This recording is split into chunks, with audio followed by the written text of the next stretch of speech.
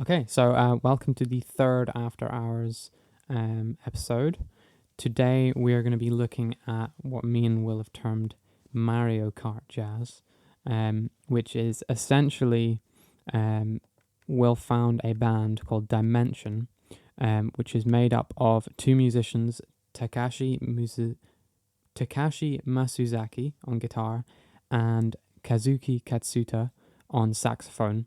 And they both played on the Mario Kart soundtrack and several other soundtracks, video game soundtracks, and they formed this band together. It was quite hard to find them, and as Will was saying, they've not got that many plays on Spotify, but that doesn't really mean much with jazz music because, I mean, especially in Japan as well, because they've got lots of different streaming services over there as well, and they are very much respected musicians. Like having been on, I think they've been on Mario Kart since Mario Kart 64, which was early 2000s, 90s, whatever. yeah. But very prolific players and very, from what I've heard of them, very intense as well. But. Yeah. So this is a jazz fusion band, Dimension, and it means that inherently, if you've been listening or if you've been playing Mario, whether that be Mario Kart or Super Mario Bros. Or whatever, you're going to have listened to some jazz-esque, jazz fusion kind of music because it does kind of stem from there, especially with Japan and like Japanese jazz being so big. So yeah, we're going to take a listen to a couple of their songs. Yeah, we'll see what we think. So this is called Beat 5 from their album Second Dimension.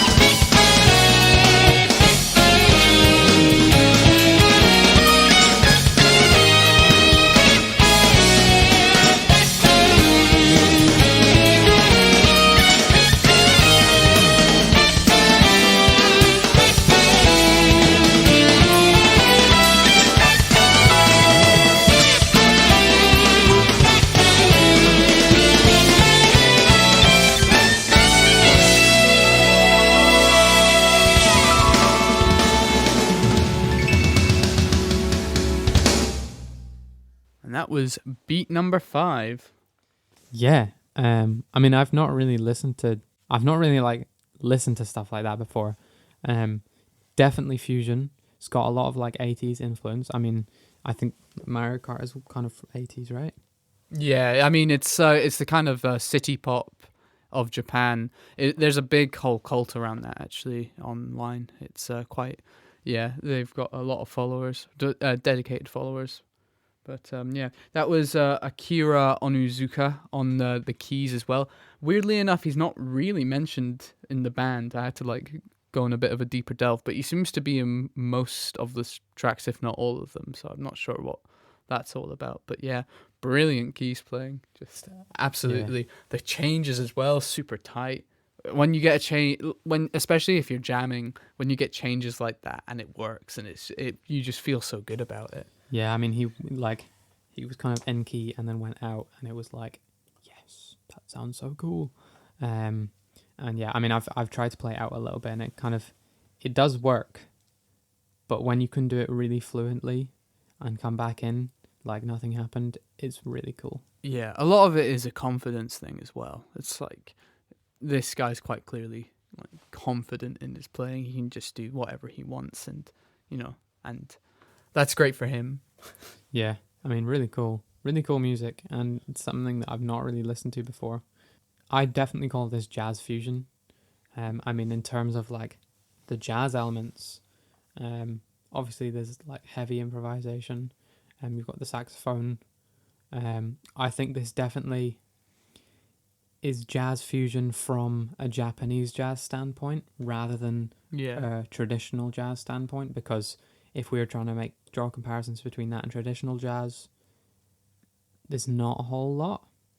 Yeah, I mean, I feel like it takes like a lot from the kind of almost 70s funk as well in America, just like the kind of like big sounds, big violins, big, just everything is just big and smiley as well. You can just imagine all the guys playing this like smiling away, just like really cool. And I think obviously it's quite cheesy to listen to now, but you can tell the musicianship for sure. No, definitely.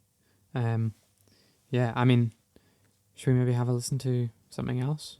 Yeah, we got another one here. It's Go Deep. I'm not sure. I think the album is 32. So this is Go Deep.